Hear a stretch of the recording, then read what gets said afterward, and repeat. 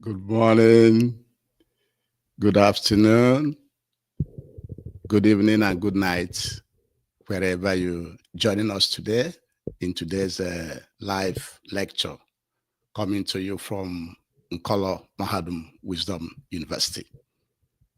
And today's date is Nkwo Market Day in the 4th month of the Igbo lunar calendar called Ọnwa Anọ.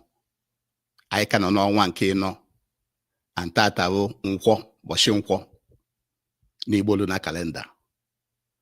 And in the Roman Catholic calendar, today's date is June 1st, 2025.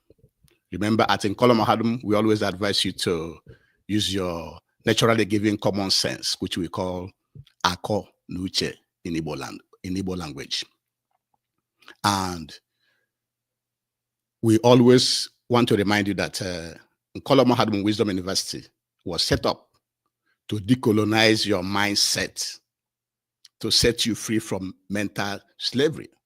Because most of the information and images that the colonial masters are presenting to us up to these days are misinformation and miseducation.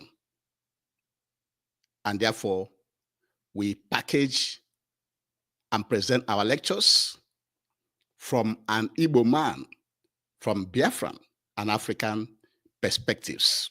How you should be seeing things. You see things from how it affects you, and not how the Americans or the British or France or Russians or the Chinese and other cultures or countries are presenting things that you should be seeing it. You have to fight for your own. And that is why we are here, urging you to join, subscribe, and follow us on YouTube, Facebook, Twitter, TikTok, and others. And like, comment, and most importantly, share this lecture to get to everybody. And in today's lecture, we are going to present one of those lectures our people do not like. And that is why we are set up. We are not set up about self or about one person. We are talking about the whole Igbo race, the whole Biafrans, the whole Africans, not one person. And therefore, the title of our lecture today is Peter Obi becoming Nigerian president, or Biafran restoration, which will be better for the Igbo race in the long run. This is a question we are asking you in today's lecture. We are asking you, if Peter Obi becoming Nigerian president or Biafran restoration, which of these two will be better for the Igbo race and the Biafrans in the long run? In the long run, we are talking about, it's about the next 100, 200, 300, 500, or 1,000 years or more. Not right now. The consequences of Peter Obi becoming the president of Nigeria versus him supporting the restoration of Biafra, which one will be better for the Igbo race in the longest period, when after all of us have died? That is the question.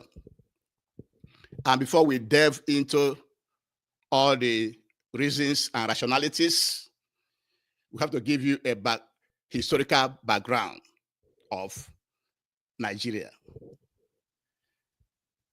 Remember, in 1884 to 1885 was when the colonial masters gathered in Berlin, Germany, for a conference.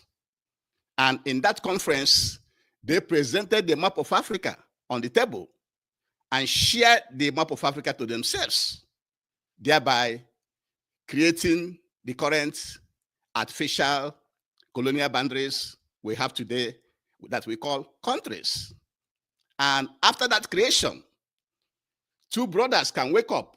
One is another country, and another is another country.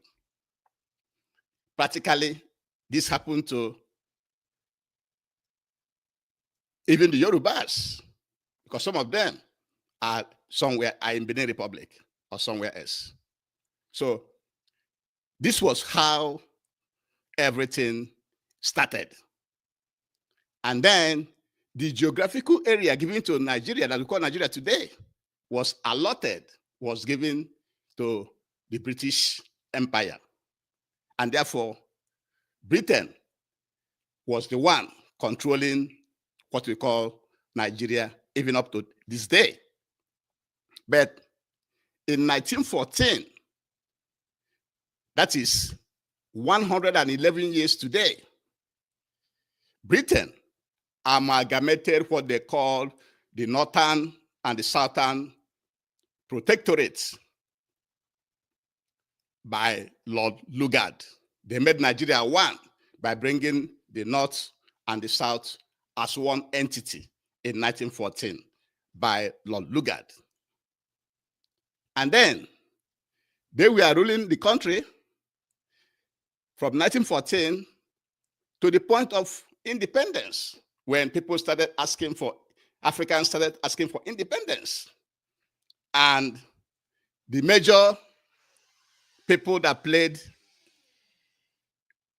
independence role, the people that, the actors that worked, that fought for Nigeria independence, which were Nnamdi Azikiwe and Obafemi Awolowo, we are fighting for Nigeria independence. The North rejected the motion of Nigeria independence by 1956. Nigeria, Awolowo and the Azikiwe were fighting for Nigeria to become independent in 1956. But the North said no, they are not ready for independence.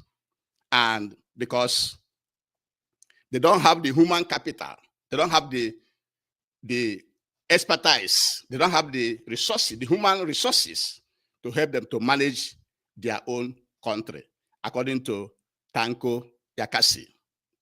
And so that made Nigeria not to become independent in 1956.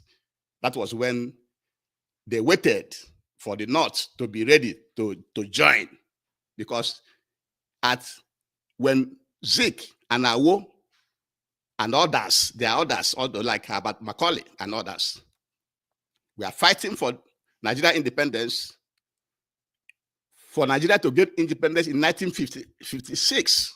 Did not say that they're not ready for Nigeria to have independence in 1956 because they don't have the human resources to help them to manage their own country. And so as Britain continued to negotiate with them to be part of this Nigeria independence, that was where they started to bargain to be given so many things. And they were giving so many things in return. For example, in order to give power to the North, there were several censuses conducted by the British government. One in 1952, 1953, 1962, and 1963. All of them were manipulated to give the arid North more population than the rainforest South. So in all the censuses that were conducted by Britain, they made it in such a way that the northern part of Nigeria, which is in the arid, in the dry area, where there's less people, became more populated than the rainforest South, which is the first in history that you will have such demography, where the arid side, like in Nigeria, northern side, have more population than rainforest, usually all over the world. It is the rainforest that usually have more population than the arid, dry area. And so, not only that, the map of Nigeria, if you look at the map of Nigeria today, you can see that the map was manipulated also. They drew the map up to Igbo land, that some Igbo people are in Benue State, are in Kogi State. And so, and all of them are called North Central. And you can always hear the northern leaders say one North, which means those Igbo people which were carved into Kogi and Benue and others in the north are now part of the north. So they use the map also to make sure that each time you conduct an election through population, that the north will win it. So they lay all this foundation from the census to drawing of the map to make sure that whenever an election is done, that the North will win that election. And then during the actual election in 1959, the election that will now be used to hand over power, that election was in 1959 and was also rigged by the Britain in favor of Northern People's Congress, NPC, and their candidate, Sir Abubakar Tafawa Balewa, won the election, but without, he needed an alliance for him to be the prime minister. And what did they do? They consulted Azikiwe, Nnamdi Azikiwe, and forced him to form an alliance, a coalition with Northern People Congress, so that Tafawa Balewa can now become the prime minister. And they forced Azikiwe because Azikiwe has some problem with banking. He conducted some, illegal things in the bank, and the British wanted to jail him because of that. And they told him, if you don't do that, we're going to come after you and jail you. And as a result, Britain was able to, Nnamdi Azikiwe have to obey what they are telling him, because if he failed to form a coalition to form that government, he may be imprisoned, jailed and imprisoned. So that was how that government was formed in 1959. That then we are the people, the government that they handed over power in 1960 as the government of Nigeria. So after that government took over, you have heard about the January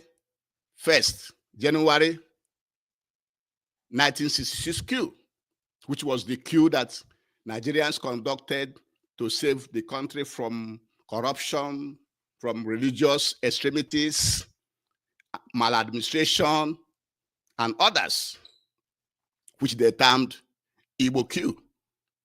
And as that was going on, between May and September, you have the Igbo pogrom, where they killed many Igbos across the north. And as that was going on, there was another coup, the retaliatory coup, that happened in July 1966. And from that coup led to the Nigerian Biafran Civil War, 1967 to 1970. So these are just some historical background we want to present to you to inform Peter Obi. If he doesn't know, he should go and read all these things and understand the historical background of Nigeria, of how Nigeria was formed. And that now takes us to the democratic process of Nigeria that started in 1999. Remember, it was Olusegun Obasanjo who came out from prison that started this 1999 civilian rule, the civilian rule of Nigeria that started in 1999, which is the one that they are practicing today. In this new democratic arrangement, we are meant to understand that the North rules for 8 years and the South will rule for another 8 years. That is what has been going on. That power shifts to the North for 8 years and comes to the South for another 8 years, which means every region, like Northern region or Southern region, have to rule for 8 years. That is what is going on right now, because when Yar'Adua died, when President Jonathan wanted to succeed Yar'Adua, the North said no, they haven't finished their term. And so now Buhari came in, stayed for 8 years before the 2023 election that gave birth to Tinubu. And here we are with Tinubu trying to complete his 4 years, which will end in 2027. And you can see that in this new democratic dispensation, that there's no ideology. The Nigerian politicians have no ideology. That's why even Peter Obi, who was in APGA, have to decamp to PDP. And from PDP now, he's now the presidential candidate of Labour Party, right? And you can see a lot of decamping. Every day, a PDP goes to become APC. The next morning, the same person moves from APC to PDP. So they don't have no ideology. So it's just myself, my pocket, my interest. That's all they are going for. They're not going there for you. And so that is the democratic process that we have in Nigeria right now. No ideology. People jump from party to party without no consequences. You see what's going on in River State, the mess in River State as a result of that. And so, and Peter Obi has done so much right now from being the candidate of Labour Party in the last election, which in our opinion, I think Colum had that he won that election. He couldn't fight for that to take what he has earned. He couldn't fight for it. And now he is doing everything possible to run against Tinubu, to replace Tinubu. And because of that, he has made a lot of donations. Even he has donated up to 1.5 billion naira to what we call humanitarian causes across Nigeria. Sometimes in Kaduna, sometimes in Borno, sometimes in Kano. You see him everywhere, both in the Anambra State, everywhere donating money, going, saying things, defending Nigeria, doing everything he can to make the people to like him so that he can become the president of Nigeria. He has traveled both north and south. He has even ate with Almajiris in the north. He has stooped to most of the emirs and chiefs. He's trying to be a very good person, distancing himself from the Biafran restoration project. He doesn't want to mention anything Biafra. He wants to be the best one Nigerian is. He wants to be the one to save Nigeria. That's what he's been doing. And before we continue, we have to beg you again to please join us, subscribe, follow us on YouTube, Facebook, Twitter, TikTok, and like, comment, share. Share it to everybody, because this lecture we are giving you, you won't hear it from anywhere. You won't hear from corrupt media. No, you will not. You can only get it from Nkolomahadum Wisdom University. What is baffling to us now is that P2B is trying to form a coalition to defeat President Tinubu.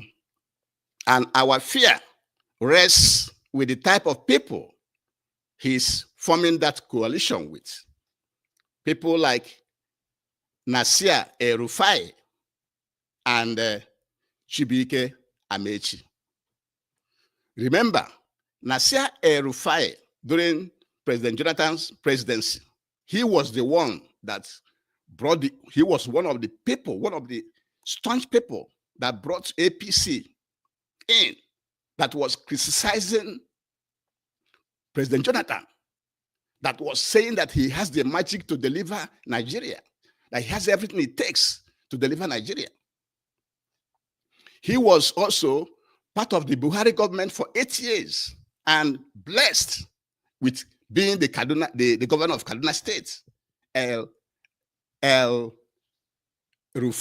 Nasir El-Rufai of Kaduna. He became the governor for 8 years. What did he achieve in Kaduna? Even the current governor was accusing him of corruption. And so people like him fears us at Nkolomahadum Wisdom University. Also, another people that P2B is forming this coalition with that baffles us is Chibuike Amaechi.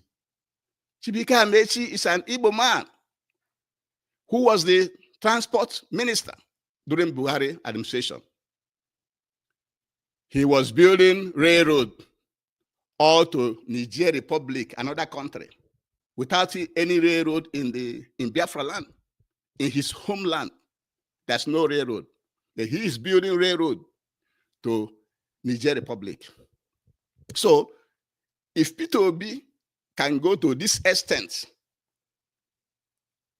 associating with people like that, just for him to be the president, that doesn't speak well for the Igbo race. So he should be looking before he leap. Because we don't see him as someone that was desperate before, but what he's doing right now is like he is in desperation to be the president of Nigeria. And that's not good for the Igbo race. Now, we want you to listen carefully. Right now, according to Wikipedia, P2B was born July 19, 1961. So assuming P2B becomes president in 2027, he will be 66 years, assuming if he wins Tinubu, because Nandibai Nasi, inatana dike mma mgbe ọ nọ n'ana, mgbe ọ kwụzịala ọtọ ka ya na tia mma. Before Tinubu became the president, P2B won that election. And the youth were waiting for him to rise up and do the right thing and take over that mantle as president. He failed to do so, and Tinubu took over. Now that Tinubu is in power, when P2B had the opportunity to be the president when he won the election in 2023, he failed to rise up to the occasion. And Tinubu took over the government, appointing his people in all the strategic positions. And you think you can now be able to win Tinubu come 2027? We shall live to see. But what we are saying is, even if he wins Tinubu in 2027 and become the president, he will rule up to 2031, because Tinubu has done 4 years, then he will do 4 years, ending 2031. And then step down. And if he didn't win Tinubu, and Tinubu continue and finish his 8 years, P2B will be 70, and the power will go back to the North. And the North will rule for 8 years. So for P2B to become the president again, it has to be from 2039. By then, Peter Obi will be almost 79 years. But assuming that he wants Tinubu and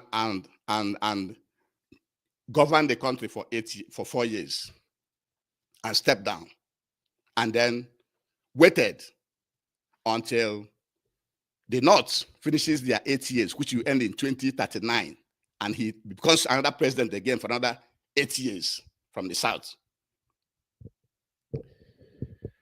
What will he achieve for the Igbo people and for the Biafran people?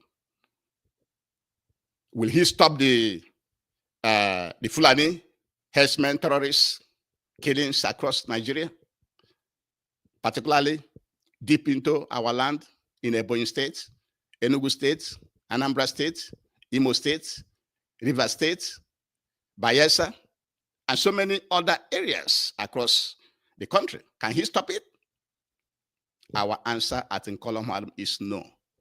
Peter Obi don't have what it takes to stop this marauding Fulani herdsmen kidnapping, organ harvesting, killing our people, taking a lot of ransom, stealing in our land. He doesn't have the lever. Will Peter Obi stop the Islamization agenda? The answer is no. Peter Obi cannot stop the Islamization agenda. Remember, history was made on the night of this 2025, on May 9th, 2025, when the first inaugural, when they say inaugural, flight for Muslim pilgrim Hajj took off from Sam Mbakwe Cargo Airport in Owerri, Imo State. For the first time in our lifetime, Hajj operation, Hajj flight inaugural. When they say inaugural, it means it will be continuous. This is just the beginning. So next year, there'll be another flight. Lifting Muslims for Hajj, for pilgrimage from Owerri, from Imo State, from our land, for the first time.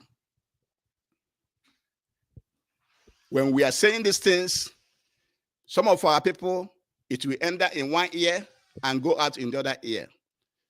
Go to history and you will know that even Turkey you have today was once a Christian nation. Remember, Turkey is a Christian nation. They have their own boundary. They were once a Christian nation. Today, Turkey is a Muslim nation. Even Lebanon of yesterday was a Christian nation with a boundary. Remember, Biafran nation doesn't have a boundary right now. The boundary is only where women tie 2 wrappers, according to our leader, Martin Amdekanu. But Lebanon has a defined boundary, but was a Christian state, a Christian country. But now it's no longer a Christian country. It's now a Muslim country. So Peter Obi cannot stop the Islamization agenda going on. Will Peter Obi's presidency open the door for the Igbo people to start to occupy sensitive positions in Nigeria? The answer is no.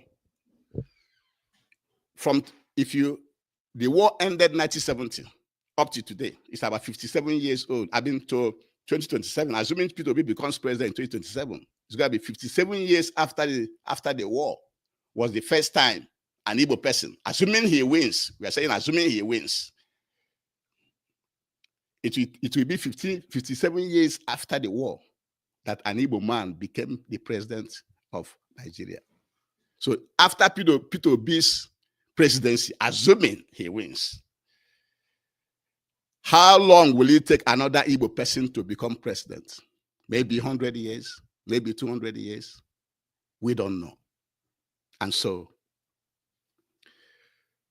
shall Peter Obi's presidency make us to be the one controlling our resources, our oil and gas, and other resources?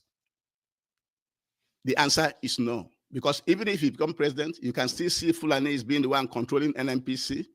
You may not even have the headquarters of NNPC in Biafra land. The headquarters of NNPC is currently in Lagos and Abuja. Will Peter Obi presidency stop the migration of our people? The answer is no. Because he will do like Jonathan, trying to satisfy the North, everything about the North. He can't even try to build those necessary infrastructures in our land to make sure that people do not migrate anymore.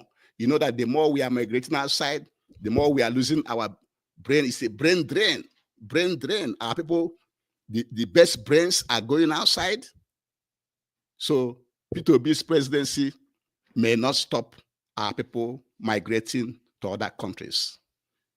Will he remove all the checkpoints in our land? Peter Obi's presidency may not remove the checkpoints in our land, which you know are centers of extortion, intimidation, harassment of our people.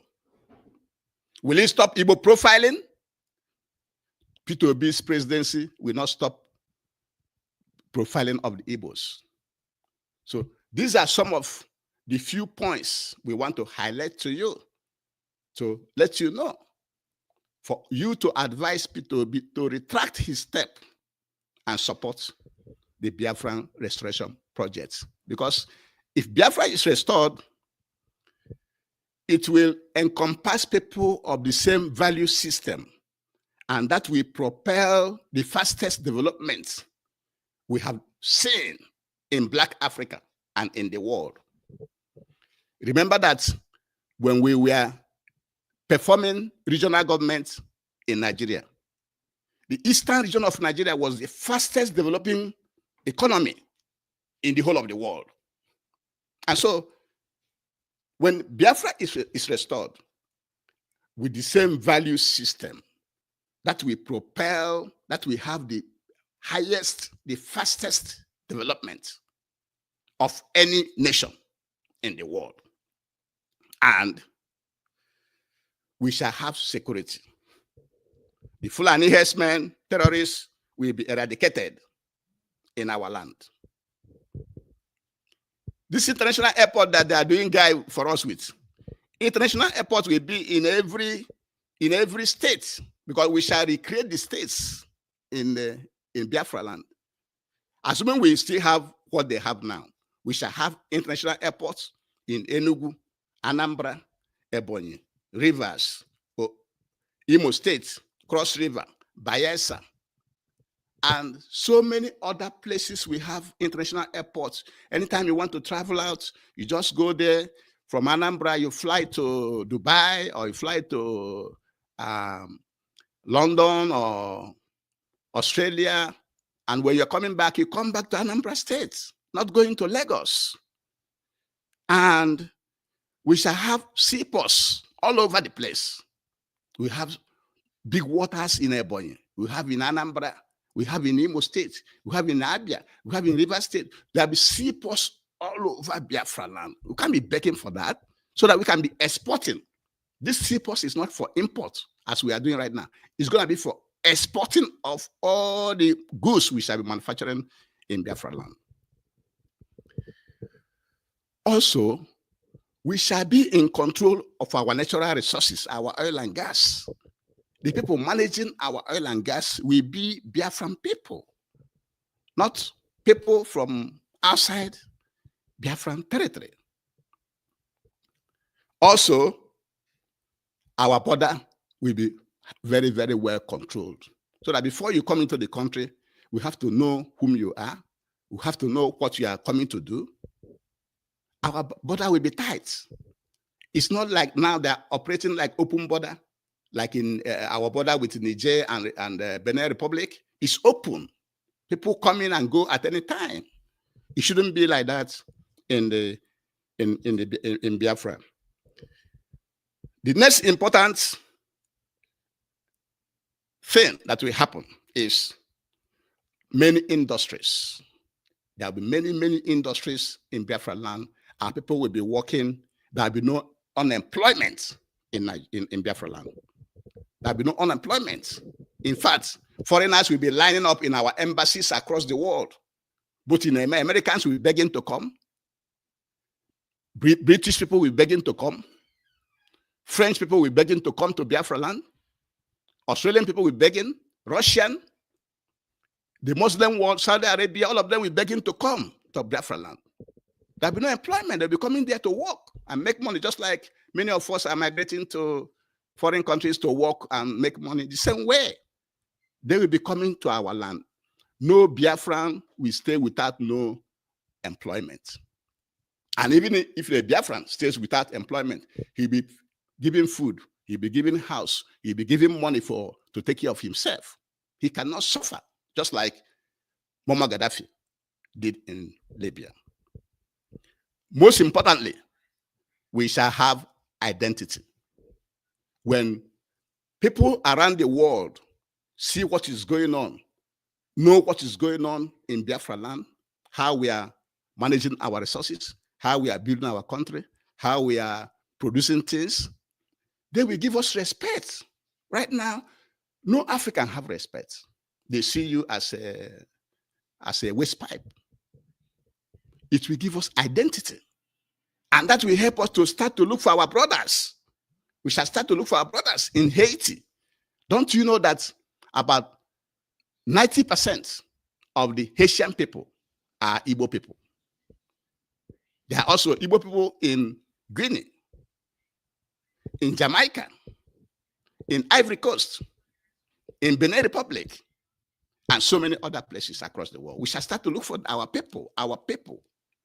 Now we are not looking for them because we don't have no country. These are the things that P2B have to know. In addition, we shall have constant electricity, water, good roads, schools, hospitals, good social security network, like I've said before. If any Biafran is handicapped, he shouldn't worry.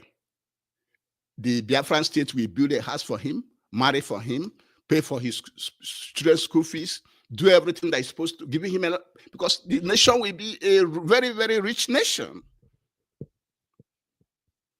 And finally, like I said earlier, foreigners will be lining up to come to work in Biafra land.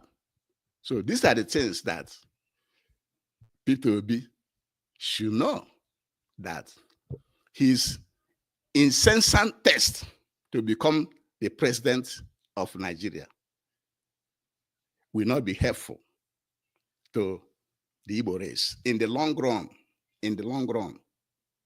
it's better he come home to Agolo, come home to Anambra, come home to Africa and fight, just like the Sahel states led by Traore of Burkina Faso and their team are fighting to decolonize Africa, to make Africans control their resources and manage themselves. And P2B will better being the president of Biafra, because all this grammar he's speaking on how to solve this problem, how to do that in Nigeria, nobody's listening to him. So when he speaks that kind of grammar in Biafra land, we will understand him. I say, okay, go ahead and be the president of Biafra and let's see what you can do. So, because this lecture is kind of long, I'm going to be bringing it to an end. But before I do, we want to advise you again to please subscribe, join us, follow us on YouTube, Facebook, Twitter, and TikTok. Because if you do, anytime we do a new lecture, you'll be the first to get it. And the type of lectures we are packaging and presenting is from the Igbo man, from the Biafran, from African perspectives. We don't follow things the way Europeans or Asians or Muslims see them. We see them from typical African man position. And that's how we shall be explaining them to you. So it's very, very important. This is new. This is new approach. And this is an university. We are not here to play or to crack joke. No. We are teaching you things that are serious. So what we are saying is that Peter Obi becoming the president of Nigeria or supporting the Biafran restoration, which one will be better for the Igbo race? And we have told you the historical background, how the Europeans divided Africa to themselves from 1884 to 1885 in Berlin, Germany. And that's where Britain got the area called Nigeria. And then we also told you when Britain got it, they continued to rule, and then they amalgamated, put the North and South together to become one country. And then when Zik and Awolowo was fighting for independence, did not say that they are not ready in 1956. Nigeria would have been independent in 1956, but did not say they are not ready. And then Britain had to give them some concessions, make census, favor them, draw the map to favor them, the North. Then the election of 1959 to favor them. Tafawa Balewa became the president, and Zik was forced, because Zik has some financial problems, which they know. He was forced to form a coalition. And then after they assumed office in 1960, there was this January coup that tried to solve the problem of Nigeria: corruption, religion, maladministration. Then it was misunderstood. And then there was an Igbo program from May, was September 1966. And July 1966, there was a counter coup led by Murtala Mohammed also. And all those culminated, led to the Nigerian Biafran War, 1967 to 1970. And then Biafrans were forced back to become Nigerians. And then in 1999, the new democracy, the one they are practicing right now, it started with Obasanjo being the president. And what they are practicing, there's no ideology.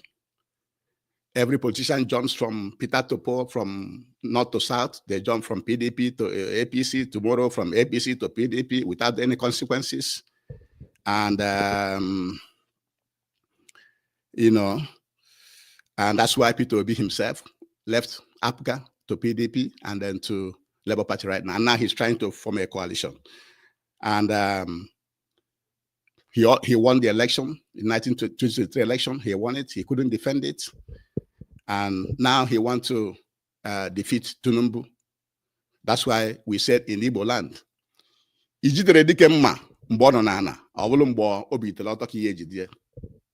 so it's very, very, very precarious. And Peter Obi has done so many things, donating money here and there, about 1.5 billion donated across Nigeria for humanitarian causes, he calls it. He has ate with even Amajeris, going everywhere, preaching this and that in both North and Southern Nigeria. He doesn't support Biafran restoration. And now he's forming a coalition with Erufai and Chibika Amechi and others, which we at Nkomolok Mahadum is not comfortable with. And Peter Obi, according to Wikipedia, was born July 1961. So he is 66. He's going to be 66 years old in 2027.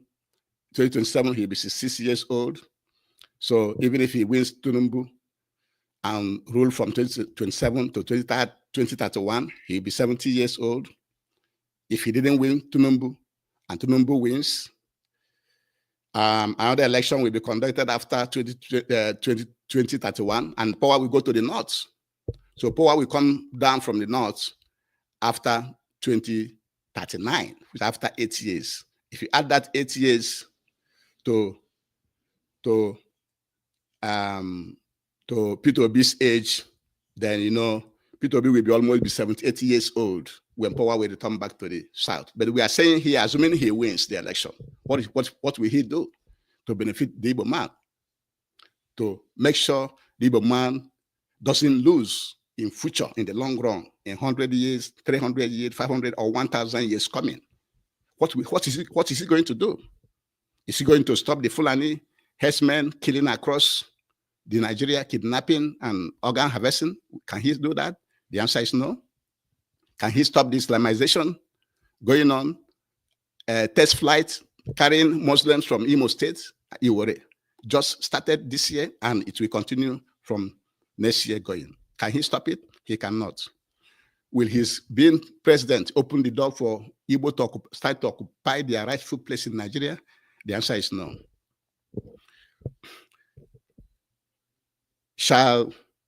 Will he, being a president, stop all the roadblocks in our land, all the checkpoints?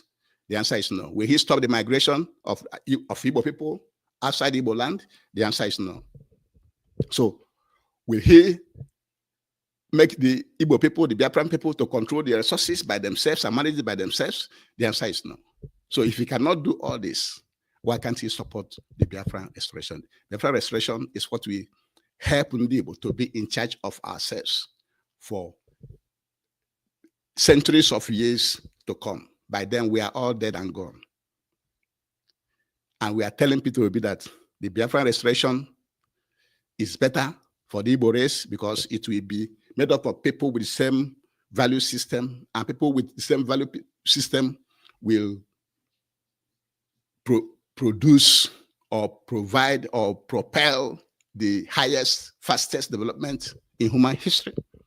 That we will stop the Fulani herdsmen and eradicate them from our land, those in the bushes, and also international airports will be everywhere around our land.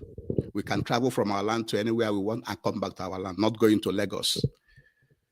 Seaport will be everywhere in our land where we can export it. The seaport is for export and few imports into our land because we shall be a producing nation. We shall control our oil and gas and other resources we have and manage them effectively well, and also build factories to turn those raw materials into finished products, just like Burkina Faso is currently doing. Because we will establish a lot of industries and we shall control our borders. We can't have a porous border so that Fulani herdsmen cannot come in, and we know who is coming in and who is going out. There will be no unemployment in our land because Biafra will be a very rich nation, just like former Libya, where Muammar Gaddafi was there. Even if our people are not employed, are unemployed, we shall provide them everything they need in life. Another benefit is that we shall look for our brothers in Haiti. About 90% of people in Haiti are Igbo people. And also our people in Guinea, in Jamaica, in Ivory Coast, in Benin Republic, and other places around the world. In our land, there will be constant electricity, there will be constant water, good roads, good schools, good hospitals, and everything you need to make life very, very good for our people. And lastly, foreigners will be lining up to come to our land because it will be a land full of milk and honey, and they'll be rushing in to participate, to get, to live a better life in Biafra land than what we are currently having in Nigeria. And our people will be the one controlling, managing everything that we have, not foreigners or people that we don't know. So all this we want people to know so that he can come back home to Agolo, to Anambra State, to Africa, to Biafra land, and be the president of Biafra. You are better off being the president of Biafra than what you are currently doing. And with this, we shall bring today's lecture to an end. Thank you very much for joining me. I'm sorry that this lecture is kind of long, but it is necessary so that I can catch up with all the informations that I wanted to deliver to you today. Thank you very much and have a very, very good day. Thank you for joining me and have a nice one. Bye-bye.